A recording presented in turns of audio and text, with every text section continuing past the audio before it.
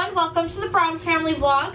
Today I'm actually going to be baking some bread. I laid out all my ingredients. I've got some of my flour in here and I've got some ready to add in to my batter once I get the dough going. But first what I'm actually going to do is I'm going to start with the frying pan here on the stove. Now the method in the cookbook, it's because one of the ways is you can actually do like mix everything cold, but then you have to let the yeast sit for a certain amount of time and then start working the bread some. So it gets time to get activated. If you heat certain ingredients on the stove, it actually starts doing what it's supposed to do faster. I don't pretend to understand the science, I just try and obey it. Got my 2 1/4 cups of milk. Now I've got my burner set to medium heat. I'm going to start adding some of my ingredients. 2 tablespoons of sugar. And that's for the yeast to feed on, because it needs something. The sugar is what actually allows the yeast to grow. And then this is salt, 2 teaspoons. Now this says to stir constantly, so that's why I'm kind of attached to the stove here right now.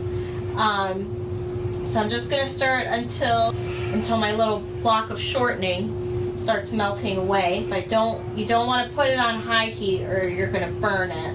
You just want everything to be warm. You don't want it to be hot. You want it to just melt the shortening. I turned the heat off. The shortening is really just about fully melted, which is where it's supposed to be. I'm going to put these in here. So I'm going to start blending with these, and then once I start, in a little while I'll be adding the dough hooks, which once I get this in, I'll show you what those are. These are my dough hooks. I got 2 of them. Now, first what I'm going to do is we're going to add in my yeast.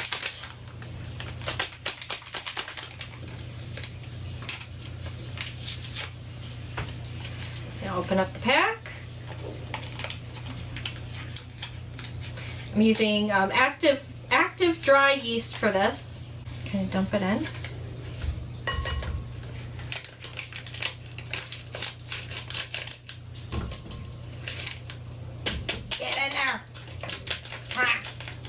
So first I'm just going to mix the yeast with the flour. So I'll let this do the mixing, and then I'll pour the milk into here and let that mix. And we're going to switch to my dough hooks. So in this, I actually already measured out all the flour that I'm supposed to be adding, and I'll probably add a little more extra as well, just to make sure it gets to the thickness it needs, because after this point I'm going to flour the counter and start kneading the dough. So, and basically I'm just gonna add flour until the dough looks good.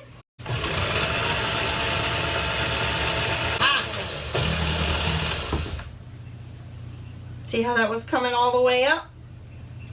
Yeah, because the mixture itself only comes down to here, but the dough's all the way up here, so that means I've got them on the wrong way. My friend who gave me this warned me about that, and I appreciate the warning, even though I can't help myself from putting it on wrong. Because even if I try to do it right, I do it wrong, or I think I did it wrong and I actually did it right. I can't get these right.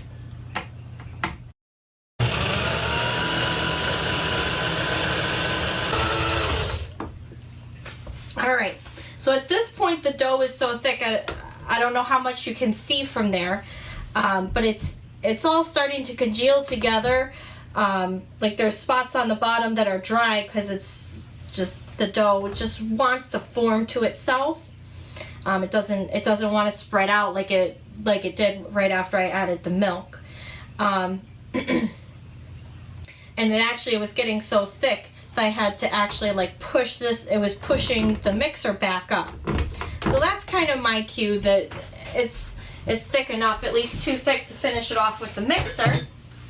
Alright, so I normally have all of my flour out when I go to do breads, even more so than than the recipe says, because you need a lot for actually flouring your space for kneading the bread. So my counter space is clean, so I'm going to flour it. Now when I pull it out, it's actually going to be still very loose as far as kneading goes, so I'll actually be adding flour in the kneading process, and it'll become stiffer as I do it, adding the flour that way. But I mean, my mixer just can't handle doing more bread than that. So, and I'm just gonna keep on kneading. Oh. Okay, so I think I'm just about done. It's really starting to firm up, back to more like bread dough. The thing I like about kneading is it can actually be like, if you really just need to take your aggressions out on something, you start making some bread. Take out those aggressions. I was not arguing with you. One thing that I had to learn is when I was looking at my recipe, it gave me a time limit for rising. It said it'd take about like 2.5 hours or something like that. So I said, so after 2 or 2.5 hours, I would start working the dough again. But then I was reading online, and those are actually more of guidelines. Really what you're looking for is you want it to double. And if it hasn't doubled yet after 2.5 hours, it still needs more time. So just kind of an FYI, don't do what I did. You know, just make sure it actually has time to double. However, since we're doing an overnight rise, I'm going to wash my hands real quick, and I'll show you what we're going to do with this. Because my recipe says to put it in an oil bowl, so I'm still going to do it a little bit, just using a little bit of spray oil to grease it.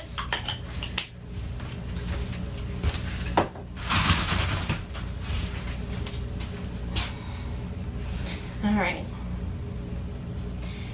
form this part into a bowl, put it in the bottom, you give it a turn so that there's actually oil, a little bit of oil on all of it.